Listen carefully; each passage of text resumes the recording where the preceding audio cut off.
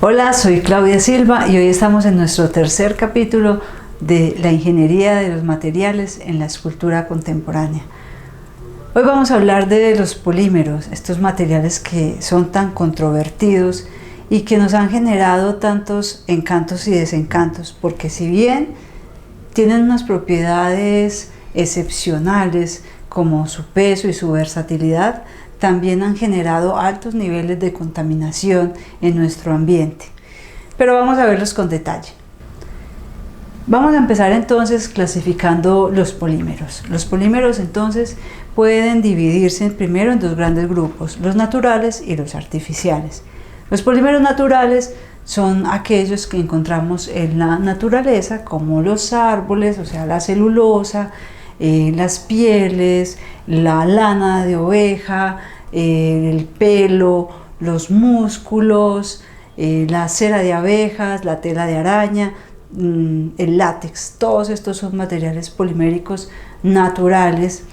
Y también tenemos los materiales poliméricos artificiales, que son los que vienen derivados del petróleo y que a través de diferentes procesos se transforman en los que conocemos como polietileno, poliestireno y todas las resinas, los cauchos que conocemos hoy y que nos rodean por todas partes.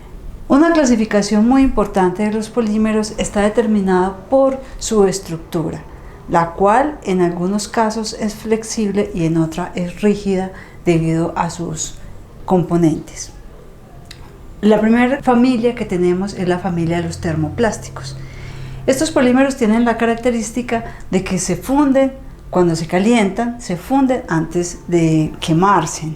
Dentro de esta familia tenemos todos los polietilenos, poliestirenos, polipropilenos que utilizamos a diario, en plástico, en botellas, en bolsas, platos, recipientes y todo este tipo de aplicaciones, digamos, de uso cotidiano e incluso de uso desechable. La siguiente familia que tenemos es la familia de los termoestables. Esta familia se caracteriza principalmente porque se quema cuando se calienta, o sea, no se funde, sino que se quema. Y entre esta familia tenemos a nuestras muy queridas y conocidas resinas, como la resina de poliéster y las resinas epóxicas. Otra familia que es muy importante es la familia de los elastómeros, los cuales tienen la capacidad de estirarse, de elongarse y de recuperar su tamaño normal cuando la fuerza se deja de aplicar. Y dentro de esta familia tenemos todos los cauchos, las llantas, por ejemplo, y las siliconas. Tanto las siliconas que utilizamos en los moldes como también las que se utilizan en aplicaciones ortopédicas. Dentro de la familia de los termoplásticos, como les contaba, tenemos toda esta familia y son los que se consideran reciclables, justamente por esa característica que tienen de que se funden antes de quemarse. Entonces se pueden reciclar y refundirse para hacer productos nuevos. Dentro de esta familia de los termoplásticos vamos a hablarles o a contarles de dos aplicaciones específicamente que hicimos en Arte Más Ingeniería. Uno es el uso del no tan querido poliestireno expandido, más conocido en Colombia como el icopor. Este material, pues aunque tiene muchos adversarios, tiene características muy especiales, y una es que es de una densidad demasiado baja y ofrece una resistencia muy alta, como por ejemplo en este caso donde lo utilizamos para hacer moldes. ¿Por qué lo utilizamos? Porque la obra requería hacer unos contornos demasiado detallados para hacer un vaciado en concreto y digamos, tallarlo a mano o utilizar otros procedimientos detallados como una impresión 3D salían demasiado costosos. En esta oportunidad tuvimos la solución, fue utilizando este poliestireno expandido de alta densidad, en la cual entonces con una cortadora especial hicimos todo el contorno interior y luego, pues claro, le ayudamos un poco al cerramiento para que no se abriera en el momento del vaciado, y allí entonces pudimos hacer el vaciado del concreto y obtener esta pieza que se llama Territorio, que es del artista George Botero. Otra de las características importantes de los polímeros es que se han desarrollado muchísimos elementos livianos como las cintas, por ejemplo. En este caso, este desarrollo se hizo con unas cintas que tenían la capacidad de ser fluorescentes, o sea que se iluminaban con la luz ultravioleta, permitiendo obtener una obra que solamente, la construcción de esta obra fue solamente el trazo en el espacio, con lo cual se logró delimitar como unos planos curvos, y con la iluminación UV entonces se aprecia la obra. En la producción de esta obra acompañamos a César del Valle y esta obra fue producida para el Museo de Arte de Pereira. Los polímeros termoestables, que son muy conocidos en el área artística porque hemos trabajado mucho con resinas. Estos polímeros generalmente vienen en dos componentes líquidos, uno que es la resina y otro que es el catalizador, endurecedor o acelerante. Estos se mezclan en líquido y se hace el vaciado sobre un molde o sobre alguna superficie. Después de un tiempo hay una reacción química por la cual esta mezcla se endurece y obtenemos un cuerpo rígido. Pero una de las características que tiene es que este proceso no es reversible, es decir, no hay una manera de volver otra vez al estado líquido y a la separación de estos dos componentes. Por lo tanto, la manera de reciclar este tipo de materiales es triturando las piezas que se tienen o los residuos que se tienen y utilizándolos como elementos de carga en unos próximos vaciados. Dentro de estos polímeros termoestables tenemos las resinas fenólicas, las resinas de uretano y también tenemos las resinas de poliéster y las resinas epóxicas. De esas resinas principalmente hemos trabajado con resinas epóxicas, ya que las resinas de poliéster pues generan vapores de estireno que son bastante agresivos para el sistema respiratorio y también se ha detectado que generan enfermedades a largo plazo de exposición. Las resinas epóxicas no es que sean tampoco tan inofensivas. También se han encontrado dermatitis bastante agresivas con el uso de las resinas epóxicas sin guantes y también problemas endocrinos, así es que hay que protegerse siempre que se utilicen este tipo de materiales, siempre con guantes y con caretas para vapores de gases orgánicos. Dentro de estos materiales, como les contaba, siempre he trabajado con las resinas epóxicas y digamos siempre hay una inquietud o un requerimiento de hacer encapsulados. En este caso, por ejemplo, de esta obra de la artista Cristina Castaña, se logró desarrollar un encapsulado de una imagen donde se fue, digamos, vaciando por capas las resinas, porque las resinas, pues las que, digamos, las epóxicas y las de poliestireno, no se pueden vaciar en volúmenes muy grandes porque su reacción de endurecimiento es exotérmica, es decir, que genera mucho calor y al hacerlo entonces se puede fracturar la pieza o se puede empezar a reducir de tamaño y a deformarse. Por lo tanto, entonces hay que vaciarlo en capas. En esta pieza, por ejemplo, se fue vaciando por capas y una de las grandes inquietudes con este tipo de resina siempre es la eliminación de las burbujas. Ese es un gran reto siempre. Pues bueno, hemos utilizado diferentes métodos, como por ejemplo utilizar siempre recipientes para la mezcla que sean de fondo redondeado, espátulas de silicona que permitan recorrer y limpiar muy bien todas las paredes, una mezcla en 8 o digamos una mezcla lo menos violenta posible, pues no hacer como si se estuviera batiendo un huevo porque eso le incorpora mucho aire a la resina.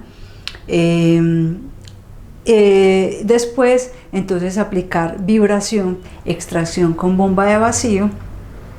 En el momento del vaciado hacerlo siempre a través de un palito que va hacia el fondo del molde, entonces se va vaciando para que la resina vaya corriendo alrededor y no caiga como en una cascada brusca en la pieza, también generando turbulencias y atrapando burbujas. Otra de las formas es después del vaciado pues aplicar en la superficie un thinner con un spray o el soplete digamos, hacer un pasón con el soplete muy suavemente y muy rápidamente para que todas las burbujas que hay en la superficie se revienten. Bueno, otra de las obras también muy interesantes que hemos vaciado también por capas es esta de Susana Santamaría, con quien también hicimos el desarrollo de diferentes piezas, y aquí se puede observar pues como que hay otros elementos allí adentro. Otro de los materiales poliméricos que son muy encantadores son los elastómeros y principalmente las siliconas. Las siliconas entonces se utilizan en diferentes aplicaciones, principalmente en moldes, y para estas aplicaciones existen como dos familias de siliconas. Unas que son la familia de las siliconas que reaccionan con sales de estaño, es decir, el catalizador o quien les hace que se endurezcan son sales de estaño, y otras las sales de platino. Dentro de estas dos, las que son con sales de platino tienen mejores propiedades mecánicas, tienen más resistencia al desgarre y más resistencia a los ataques químicos, es decir, que se pueden vaciar muchos más tipos de materiales diferentes en estos moldes.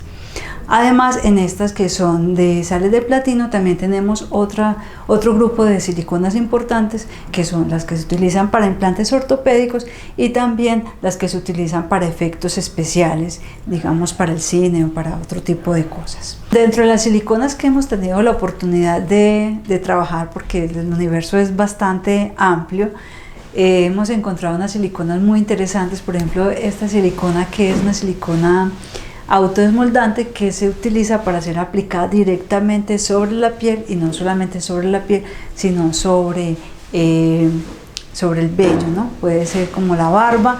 Entonces uno la aplica muy bien estrega muy bien en la superficie y después se desmolda con mucha facilidad. Esto es una característica que solamente tiene esta silicona. Otras siliconas, por ejemplo, que son para moldes, es esta que es brochable, con la cual hicimos el molde de las máquinas de escribir que vimos en el capítulo 1 de cerámicos, que alcanza a copiar detalles pero impresionantes, y también tiene una alta resistencia al desgarre y mucha durabilidad.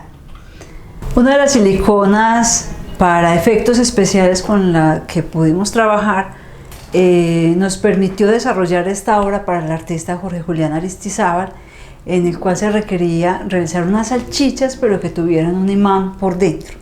Conseguimos entonces la silicona, se pigmentó con pigmentos para silicona. Esto es muy importante porque no se debe pigmentar la silicona con pigmentos para resinas o para otro tipo de materiales, porque digamos que la disolución no es la misma y posteriormente se pueden tener cambios de color.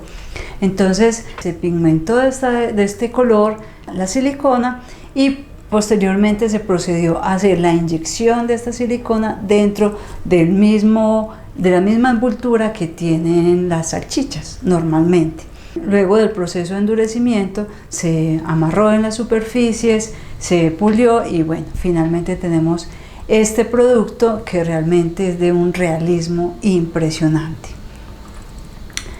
Otro de las siliconas de efectos especiales que también pudimos utilizar fue esta, que recientemente la utilizamos, y es una silicona que simula muy bien la condición del agua.